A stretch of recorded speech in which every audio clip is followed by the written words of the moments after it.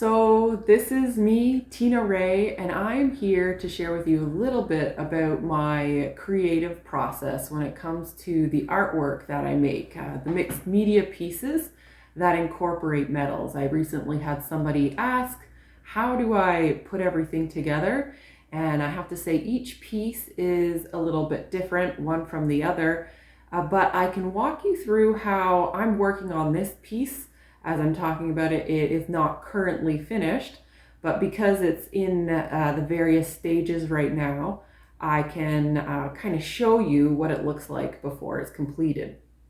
So one of the first things I did with this piece was I sketched my image onto a piece of tissue paper.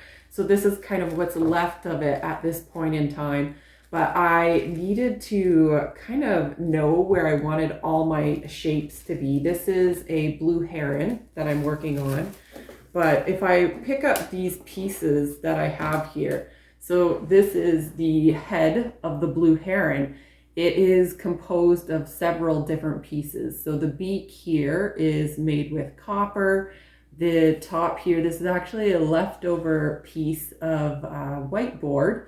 And the back side was gray. I really liked the gray and I could do some etching in it. And then this piece is aluminum. If you look at the back here, you can see the different pieces and shapes. Sometimes I need to extend a piece so that I can adhere one piece to another and they don't have to go all the way to the edge. You might be able to see looking at that there is a clear coat underneath, which is important because I want to protect the back as well as the front from any kind of age, maybe some rusting that could happen, especially with the copper, and that will help protect the piece a lot longer. So for this piece, I didn't do as much with the torch, so kind of burning colors. So with copper, you can burn it to different colors or darker shades. I decided to do some painting with acrylic on top. So that's what you'll see that I did on this. But I did have to decide kind of the layers that I wanted to have with this. What would be closer to the front? And also what colors would work best, because I'm working with three colors, which is the copper or silver with aluminum, and then I had a bit of the gray there. And then I have to decide how I'm going to cut all the pieces.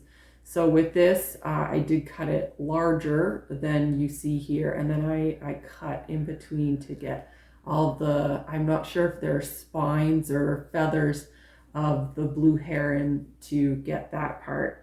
And then I have another layer of pieces that will be going underneath as well.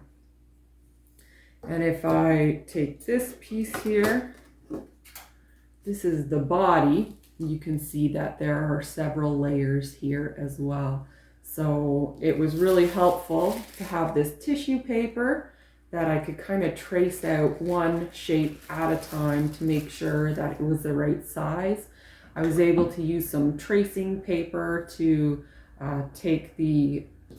put it between my tissue paper and the piece that I was cutting so that I could see where I needed to cut. And so I do have some, you might call them tin snips, so different pieces that will cut my metal.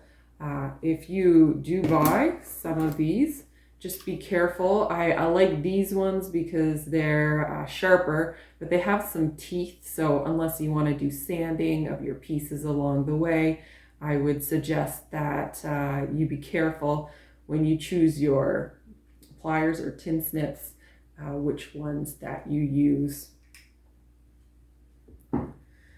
So I'll flip this one over here so you can see on the back. Not much to write home about. I mean, it doesn't look really amazing. I am really working on the front here, but a lot of this overlap is needed so that there's a place for the polymer medium, which is what I use.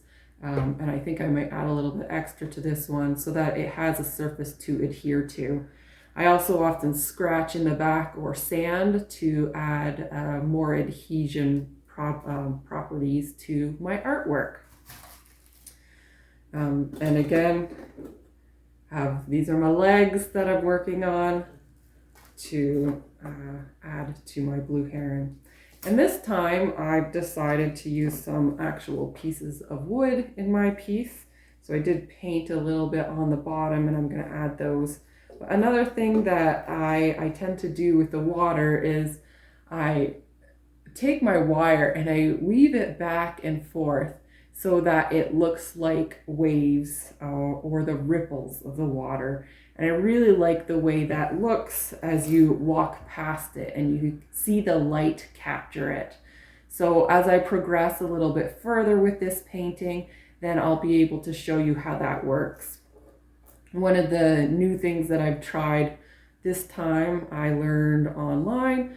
There's different ways that you can bend your wire. So this one, I wrapped it around a paintbrush and took it off, and then I kind of squished it so that all my little circles laid out in a line. And that's for, there's little tiny green things that float on top of water. So that's what it's representing in this particular painting. So that gives you a little bit of a background with how I work on my pieces of artwork. I'm really excited about this piece and how it's coming together. I also don't just use the metal. I love incorporating the acrylic. I'm getting more and more into a bit of acrylic on top of my metals, but in the background there is a lot of acrylic work going on in here as well. And I look forward to sharing that with you when I can lift it up and show you. But part of the process, because there are so many layers, is I have them here ready to go. I lay it down out, get an idea where I want to place things.